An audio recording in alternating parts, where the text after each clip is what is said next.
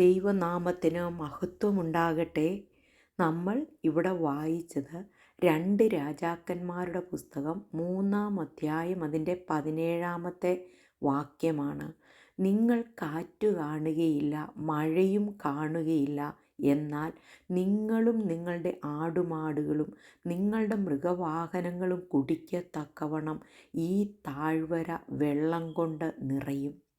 പ്രവാചകനായ എലീശായിലൂടെ ദൈവത്തിൻ്റെ പരിശുദ്ധാത്മാവ് ഇസ്രായേൽ ജനത്തോട് ആമേൻ അറിയിച്ച പ്രവചന ദൂതാണ് നാം ഇവിടെ കണ്ടത്, നാം ഇവിടെ വായിച്ചത്.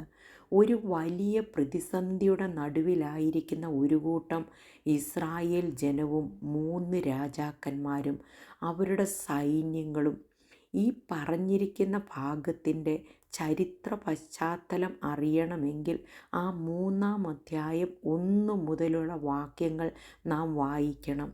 ഒരു കാലത്ത് ഇസ്രായേലിനോട് നല്ല സ്നേഹബന്ധത്തിൽ ആയിരുന്ന മോവാബ് രാജാവ് ഇപ്പോൾ ഇസ്രായേലിൻ്റെ രാജാവിനെ കൂട്ടാക്കാതെ മത്സരിക്കുന്ന അവസ്ഥയുടെ മധ്യത്തിൽ ആമേൻ ഇസ്രായേൽ രാജാവായ യെഹോരാം യഹൂദ രാജാവായ യഹോശാഫാത്തിനോട് ഒരു അപേക്ഷയുമായി ചെല്ലുകയാണ്. മോവാബ് രാജാവ് എന്നോട് മത്സരിക്കുന്നു, അതുകൊണ്ട് നീ എൻ്റെ കൂടെ യുദ്ധത്തിന് പോരാമോ എന്ന് യഹൂദ രാജാവായ യഹോശാഫാത്തിനോട് ചോദിച്ചപ്പോൾ കേട്ടപടി കേൾക്കാത്തപടി യഹൂദ രാജാവായ യഹോശാഫാത്ത് ദൈവത്തോടൊരാലോചനയും ചോദിക്കാതെ ഇറങ്ങി പുറപ്പെടുന്നതായിട്ടാണ് നാം കാണുന്നത്. ദൈവത്തെ അനുസരിക്കാതെ യഹോവയ്ക്ക് ആമേൻ അനിഷ്ടമായുള്ളത് ചെയ്ത് ഇസ്രായേലിനെ കൊണ്ട് പാപം ചെയ്യിച്ച നെബൂത്തിൻ്റെ മകനായ യൊരോബെയാമിൻ്റെ പാപങ്ങളെ മുറുകെ പിടിച്ച ഇസ്രായേൽ രാജാവായ യഹോരാമിൻ്റെ കൂടെ ദൈവത്തെ അറിയാവുന്ന ന്യായപ്രമാണം അറിയാവുന്ന യഹൂദ രാജാവായ യഹോശാഫാത്തും കൂടെ പോകുകയാണ്. 3 രാജാക്കന്മാർ ഒരുമിച്ച് പുറപ്പെട്ടു. അവർ പോകുന്നത് ഏദോം മരുഭൂമിയിൽ കൂടിയാണ്. പ്രിയ ദൈവത്തിൻ്റെ ജനമേ, ദൈവത്തെ കൂടാതെയുള്ള, ദൈവത്തോട് ആലോചന ചോദിക്കാതെയുള്ള നമ്മുടെ യാത്ര പ്രശ്നത്തിൽ പ്രതിസന്ധിയിൽ ചെന്ന് അവസാനിക്കുവാനായിട്ട് ഇടയായിത്തീരും. ഇവിടെ യഹൂദ രാജാവായ യഹോശാഫാത്തും ഇസ്രായേൽ രാജാവായ യഹോരാമും ഏദോം രാജാവും കൂടെ മോവാബ് രാജാവിനോട് യുദ്ധത്തിനായിട്ട് പോകുന്നതായി നാം കാണുന്നു. മരുഭൂമിയിലൂടെ അവർ നടക്കുകയാണ്. 7 ദിവസം അവർ മരുഭൂമിയിലൂടെ ചുറ്റി നടന്നു. നാം ആ 9-ാം വാക്യത്തിൽ വായിക്കുന്നത് ഇങ്ങനെയാണ്: അങ്ങനെ ഇസ്രായേൽ രാജാവ് യഹൂദ രാജാവും ഏദോം രാജാവുമായി പുറപ്പെട്ടു. അവർ 7 ദിവസത്തെ വഴി ചുറ്റി നടന്ന ശേഷം അവരോട് കൂടെയുള്ള സൈന്യത്തിനും മൃഗങ്ങൾക്കും വെള്ളം കിട്ടാതെയായി. പ്രിയ ദൈവത്തിൻ്റെ ജനമേ, മരുഭൂമിയിലൂടെ നടന്ന് ക്ഷീണിച്ച ജനം 7 ദിവസമായി അവർ നടക്കുവാൻ തുടങ്ങിയിട്ട് വെള്ളമില്ല. ദാഹം കൊണ്ട് ജനം വലഞ്ഞു. പ്രശ്നം സങ്കീർണമായി, പ്രതികൂലം കഠിനമായി. അപ്പോൾ പ്രശ്നത്തിൻ്റെ നടുവിലായപ്പോൾ, പ്രതികൂലത്തിൻ്റെ നടുവിലായപ്പോൾ ദൈവത്തെ അറിയാവുന്ന യഹൂദ രാജാവായ യഹോശാഫാത്ത് അവിടെ ചോദിക്കുകയാണ്. 11-ാം വാക്യത്തിൽ നാം വായിക്കുന്നു: എന്നാൽ യഹോശാഫാത്ത് നാം യഹോവയോട് അരുളപ്പാട് ചോദിക്കേണ്ടതിന് ഇവിടെ യഹോവയുടെ പ്രവാചകൻ ആരുമില്ലയോ എന്ന് ചോദിച്ചു. പ്രിയ ദൈവത്തിൻ്റെ ജനമേ, പ്രശ്നത്തിലായപ്പോൾ, പ്രതികൂലത്തിലായപ്പോൾ ദൈവത്തെ അന്വേഷിക്കുന്ന ആമേൻ യഹൂദ രാജാവായ യഹോശാഫാത്തിനെയാണ് നാം അവിടെ കാണുന്നത്. സ്തോത്രം. ദൈവത്തിൻ്റെ ജനമേ, നമ്മുടെ ജീവിതത്തിൽ ഏത് കാര്യത്തിന് നാം ഇറങ്ങിത്തിരിക്കുമ്പോഴും ദൈവത്തോട് നാം ആലോചന ചോദിക്കുന്നവരായിരിക്കണം. നാം പ്രാർത്ഥിക്കുവാൻ ഇടയായിത്തീരണം. നാം മോശയെ നോക്കുകയാണെങ്കിൽ മോശ ദൈവത്തോട് പറയുന്ന ഒരു കാര്യമുണ്ട്. നിൻ്റെ സാന്നിധ്യമില്ലെങ്കിൽ ആമേൻ എന്നെ ഇവിടെ നിന്ന് അയക്കരുതേ എന്ന് പറയുന്നതായിട്ട് നമുക്ക് വേദപുസ്തകത്തിൽ വായിക്കുവാനായിട്ട് കഴിയും. സ്തോത്രം. പ്രിയ ദൈവത്തിൻ്റെ ജനമേ, ആ 11-ാം വാക്യത്തിൽ നാം കേട്ടു, യഹോശാഫാത്ത് പറയുകയാണ്, നാം യഹോവയോട് അരുളപ്പാട് ചോദിക്കേണ്ടതിന് ഇവിടെ യഹോവയുടെ പ്രവാചകൻ ആരുമില്ലയോ എന്ന് ചോദിച്ചതിന് അവിടെ മറുപടിയായിട്ട് ഇസ്രായേൽ രാജ്യത്തിലെ ഒരു ഭൃത്യന്മാരിൽ ഒരുത്തൻ അവിടെ പറയുന്നു. ഇസ്രായേൽ രാജാവിൻ്റെ ഭൃത്യന്മാരിൽ ഒരുത്തൻ ഏലിയാവിൻ്റെ കൈക്ക് വെള്ളം ഒഴിച്ച ശാഫാത്തിൻ്റെ മകൻ ഏലീശ ഇവിടെ ഉണ്ട് എന്ന് പറഞ്ഞു. സ്തോത്രം. പ്രിയ ദൈവജനമേ, നമ്മുടെ ജീവിതത്തിൻ്റെ സകല മേഖലകളിലും ദൈവ സാന്നിധ്യം ഉണ്ടെങ്കിൽ ആമേൻ, നാം ദൈവമുഖത്തേക്ക് നോക്കുകയാണെങ്കിൽ, ദൈവത്തോട് അരുളപ്പാട് ചോദിക്കുകയാണെങ്കിൽ, പ്രതിസന്ധി വന്നാലും പ്രതികൂലം വന്നാലും അതിൽ നിന്ന് ദൈവം നമ്മെ വിടുവിക്കുവാനായിട്ട് ഇടയായിത്തീരും. ഇവിടെ യഹോശാഫാത്ത് ആമേൻ പ്രവാചകനായ ഏലീശായോട് അരുളപ്പാട് ചോദിക്കുവാൻ അവിടേക്ക് പോകുന്നതായിട്ടാണ് നാം കാണുന്നത്. സ്തോത്രം. പ്രവാചകൻ്റെ അടുത്ത് അവർ എത്തി. പ്രശ്നം വലിയതായിരുന്നു. അവർക്ക് വെള്ളമില്ലായിരുന്നു. ദൈവം പ്രവർത്തിച്ചെങ്കിൽ മാത്രമേ അവർക്ക് മുന്നോട്ട് പോകുവാൻ സാധ്യമായി തീരുകയുള്ളൂ. സ്തോത്രം. അവിടെ ഹല്ലേലൂയ, പ്രവാചകൻ്റെ അടുത്ത് ഈ 3 രാജാക്കന്മാരോട് ഒന്നിച്ച് ചെന്നപ്പോൾ പ്രവാചകനായ ഏലീശ അവിടെ ഒരു കാര്യം പറയുന്നുണ്ട്. അവിടെ ഏലീശ ഇസ്രായേൽ രാജാവിനോട് ചോദിക്കുകയാണ്, എനിക്കും നിനക്കും തമ്മിൽ എന്ത്? നീ നിൻ്റെ അപ്പൻ്റെ പ്രവാചകന്മാരുടെ അടുക്കലും നിൻ്റെ അമ്മയുടെ പ്രവാചകന്മാരുടെ അടുക്കലും ചെല്ലുക എന്ന് പറഞ്ഞു. പ്രിയ ദൈവത്തിൻ്റെ ജനമേ, ദൈവത്തെ അറിയാതെ ദൈവഹിതപ്രകാരം നടക്കാതെ ബാൽ വിഗ്രഹങ്ങളെ സേവിച്ച് ബിംബങ്ങളെ ആരാധിച്ചുകൊണ്ട് നടന്ന ഇസ്രായേൽ രാജാവായ യഹോരാമിനോട് ആമേൻ ദൈവഭൃത്യൻ പറയാണ്, നീ എന്നോട് ആലോചന ചോദിക്കാൻ വന്നിരിക്കുന്നത് എന്തിനാണ്?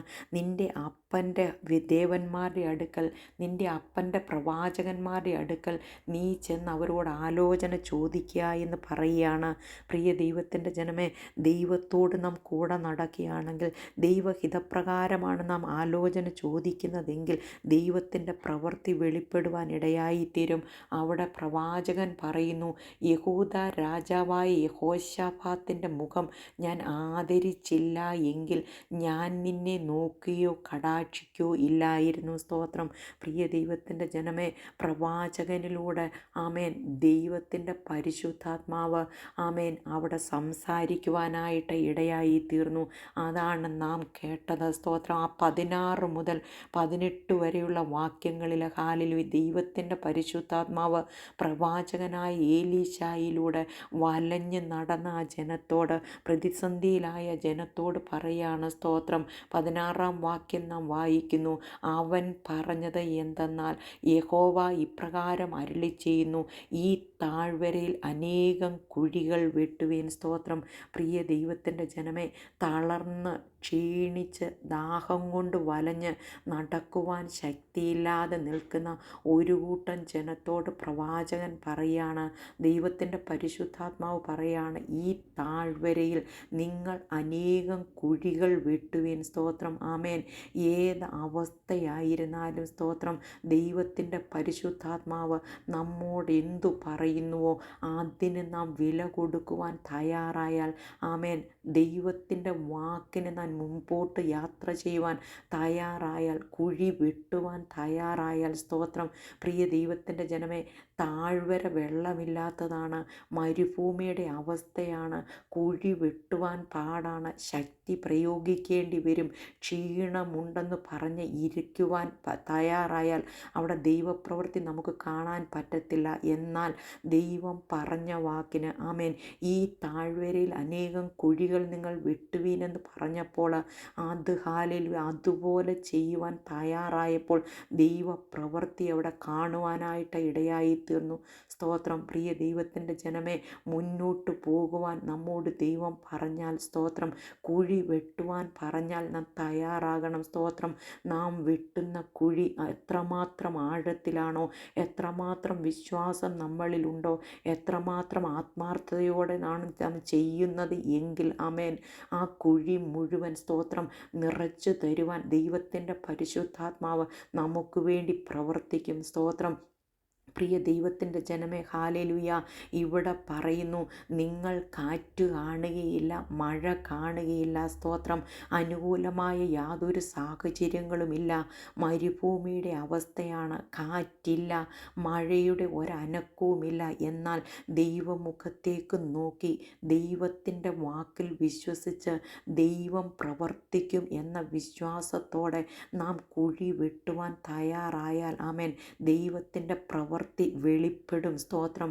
പ്രവാചകൻ പറയുന്നു, സ്തോത്രം, നിങ്ങൾക്ക് മതിയാവോളം. അവിടെ പറയുന്നത് ഇങ്ങനെയാണ്, എന്നാൽ നിങ്ങളും നിങ്ങളുടെ ആടുമാടുകളും നിങ്ങളുടെ മൃഗവാഹനങ്ങളും കുടിക്കത്തക്കവണ്ണം ഈ താഴ്വര വെള്ളം കൊണ്ട് നിറയും. സ്തോത്രം. പ്രിയ ദൈവത്തിൻ്റെ ജനമേ, ദൈവത്തിൻ്റെ വാക്കിൽ വിശ്വസിച്ചുകൊണ്ട് അവർ അനേകം കുഴികൾ അവിടെ വെട്ടിയപ്പോൾ സ്തോത്രം, ആമേൻ, നാം അവിടെ കാണുന്നു. സ്തോത്രം. ആ 20-ാം വാക്യം വായിക്കുകയാണ്. പിറ്റേന്നാൾ രാവിലെ ഭോജനയാഗത്തിൻ്റെ സമയത്ത് വെള്ളം ഏതോം വഴിയായി വരുന്നത് കണ്ടു. സ്തോത്രം. വെള്ളം, ആമേൻ, ദേശം വെള്ളം കൊണ്ട് നിറഞ്ഞു. സ്തോത്രം. പ്രിയ ദൈവത്തിൻ്റെ ജനമേ, പ്രവാചകനിലൂടെ ദൈവത്തിൻ്റെ പരിശുദ്ധാത്മാവ് പറഞ്ഞ കാര്യം അതുപടി ആമേൻ അവിടെ നിറവേറുവാനായിട്ട് ഇടയായി തീർന്നു.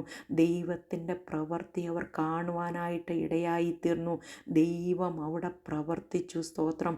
ഈ മരുഭൂമി ആയിക്കോട്ടെ, ആമേൻ, മരുഭൂമിയുടെ അവസ്ഥയായിക്കോട്ടെ, ഒന്നുമില്ലാത്ത ശൂന്യ അവസ്ഥയായിക്കോട്ടെ, ആമേൻ, ദൈവത്തിൻ്റെ പരിശുദ്ധാത്മാവിൽ വിശ്വസിച്ചുകൊണ്ട് ദൈവത്തിൻ്റെ വാഗ്ദത്തങ്ങളെ മുറുകെ പിടിച്ചുകൊണ്ട് ജീവിതത്തിൻ്റെ വരണ്ട അവസ്ഥയുടെ മധ്യത്തിലും ആമേൻ, പ്രിയ ദൈവത്തിൻ്റെ ജനമേ, ഹാലേലുയ, ആമേൻ, നാം കുഴി വെട്ടുവാൻ തയ്യാറായാൽ, ആമേൻ, വിശ്വസിച്ചുകൊണ്ട് നാം പ്രവർത്തിക്കുവാൻ തയ്യാറായാൽ, ആമേൻ, മുന്നോട്ട് കാല് വയ്ക്കുവാൻ തയ്യാറായാൽ, ആമേൻ, ഉപവസിച്ചുകൊണ്ട് പ്രാർത്ഥിച്ചുകൊണ്ട് ദൈവപ്രവർത്തിക്കു വേണ്ടി ദൈവമുഖത്തേക്ക് നോക്കുവാൻ തയ്യാറായാൽ ദൈവം അവിടെ പ്രവർത്തിക്കും.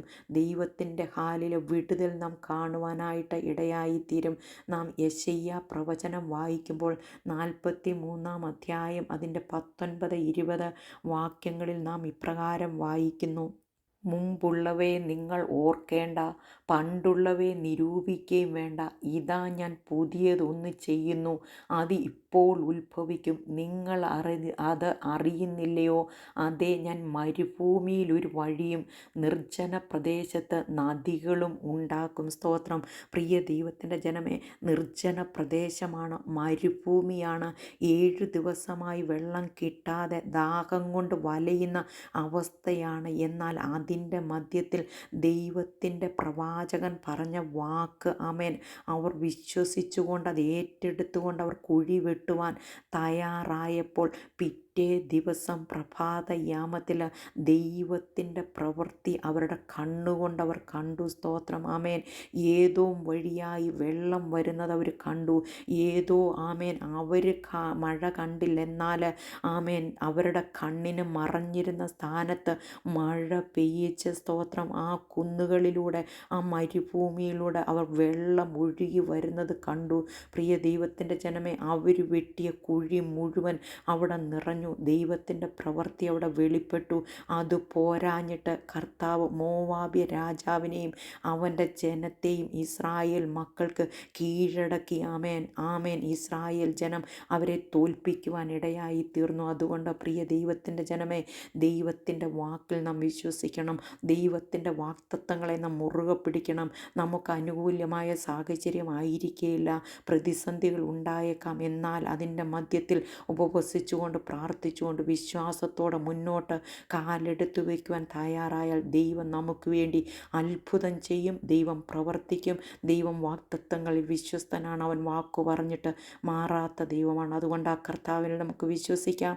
ആ കർത്താവിനായി നമുക്ക് ജീവിക്കാം. ദൈവം ഈ വചനങ്ങളാൽ ദൈവം നമ്മെ അനുഗ്രഹിക്കട്ടെ.